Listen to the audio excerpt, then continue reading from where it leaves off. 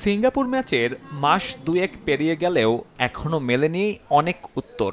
ঘরের মাঠে পয়েন্ট না পাওয়ার আক্ষেপ তাড়িয়ে বেড়ায় এখনো। আক্ষেপ বাড়ায় কোচ হাবিয়ের কাবরেরার কৌশল, গোটা ম্যাচে জামাল ভুঁইয়াকে নামাননি এই স্প্যানিয়ার্ড।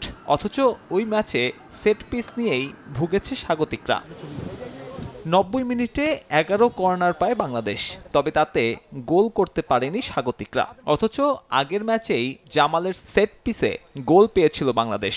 সিঙ্গাপুরের বিপক্ষে কোচের অমন নীতি তাই অবাক করেছে জাতীয় দল ব্যবস্থাপনা কমিটিকে। আলামিনে নামানোর পরে রাকিব কেন রাইট ব্যাক হয়ে গেল? ওই সময়টা কিন্তু টেম্পো ছিল টিমের, আমরা জিতার চান্স ছিল। এবং জামালকে কেন নামাইল? জামাল সেট পিসে ভুটানের এগেস্টে গোল করাইছে কিন্তু হামদারে দিয়ে। তাহলে জামান যদি ওই সময় আমরা 11টা কিন্তু কর্নার পেয়েছি, জামাল যদি তখন নামতো, জামাল যদি একটা সেট পিসে একটা গোল করার সুযোগ ছিল আমাদের। ওই হার কঠিন করে দিয়েছে এশিয়ান কাপ বাছাই পর্বের সমীকরণ। অথচ অন্তত একটা পয়েন্টই গড়ে দিতে পারত বড় পার্থক্য। হংকং কিংবা ভারত ম্যাচেও বাংলাদেশ পেত বাড়তি সাহস। যাকে নিয়ে এত আলোচনা সেই জামাল ভুঁইয়া অবশ্য অভিযোগ করেননি কোনো। বাংলাদেশ অধিনায়ক ভুলতে চান অতীত, লক্ষ্যটা সামনের দিকে। নেপালকে বধ করে প্রস্তুতি সারতে চান হংকং ম্যাচের।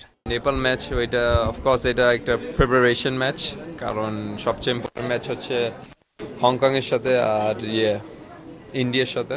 আমরা তো ড্র করছি ইন্ডিয়ার সাথে। ইন্ডিয়া কত সামনে আছে আমরা র্যাঙ্কিং এ আপনি এইভাবে হিসাব করতে পারবেন।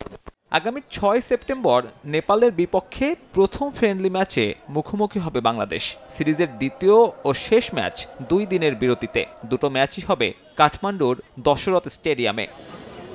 সাব্বির মিথুন, সময় সংবাদ।